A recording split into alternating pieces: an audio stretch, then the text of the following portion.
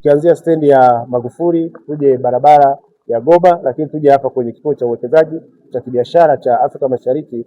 Kwa kweli ni uwekezaji mkubwa na miradi ni mizuri.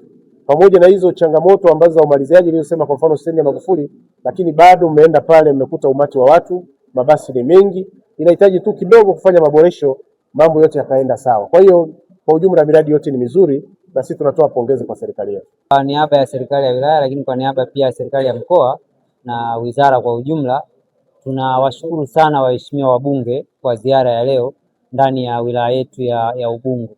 Kwa kweli wamekuwa ni msaada mkubwa, wametoa ushauri, wametoa maelekezo na bado wataendelea kukaa kwenye kikao kuona ni namna gani katika miradi walioitembelea tunaenda kuboresha zaidi. Lakini kwetu sisi ziara ya waheshimiwa wabunge haishii kwenye miradi walioiona pekee. Maana yake ni kwamba yale yote wanayotuagiza kwenye miradi hii ni lazima tuyatekeleze kwenye miradi mingine, kwa sababu hayo yanakuwa ni maelekezo ya kamati ambayo inatusimamia. Hatuwezi tu tukatekeleza kwenye barabara moja wakati tuna barabara nyingine zinaweza zikawa na changamoto zile zile ambazo wameziona.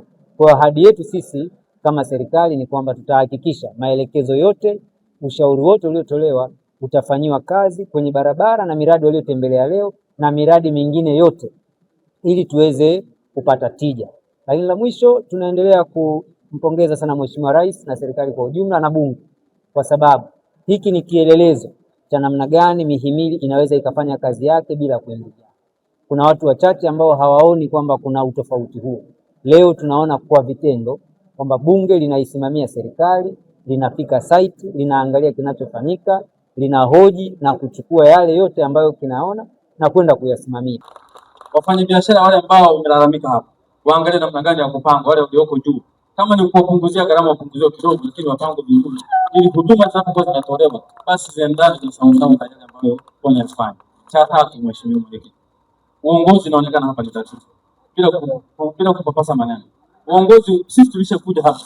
Meneja wa hapa yupo, lakini kiuhalisia mpaka nyaya za stendi hizi zimechunwa, zinauzwa nyaya. Sasa kama wewe kiongozi upo na matatizo yako, matatizo na hususan serikali, niombe sasa kupitia kamati hii waangalie namna gani ya kuboresha uongozi huu ili uweze kusaidia watu. Kwa sababu kila mtu anaangalia.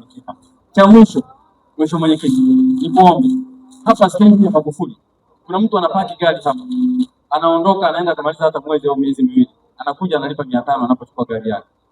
Tuongeze tuweke mifumo mizuri ili mtu anapokuwa amepaki basi tujue kwamba amepaki masaa mangapi, kama mifumo mingine ilipofungwa, ili halmashauri na yenyewe ipate mapato ili uweze kuhudumia wananchi hao, kwa sababu tunategemea ushuru kwa stendi hii ili tuweze kuplani vizuri namna gani tunafikisha huduma kwa wananchi. Changamoto yetu kubwa hapa stendi ni kubwa sana kwa sisi wananchi, hasa upande wa kule juu, jengo la abiria. Jengo la abiria kizimba kimoja square mita 40 unalipa 900 kwa mwezi. Hiyo 900 unaitafuta mpaka 200 kuipati. Lakini sasa tumeshindwa kulipa kodi kulingana, mabasi hayafiki kabisa stendi. Hamna mzunguko wa abiria. Na vile vile sisi mabasi yetu kwa kule juu kabisa kuliko panda kule juu stendi ya kukaa abiria wetu. Lakini abiria walikuwa wanakaa zamani hawapo tena, kwa sababu wote wameondoka. Mabasi yatoka masaa 24 na vile vile kama mabasi yatoka masaa 24, mabasi matajiri wengi wamejenga stendi nje.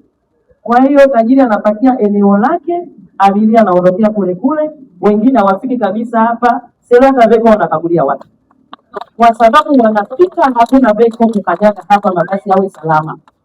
Kitu hicho cha kwanza.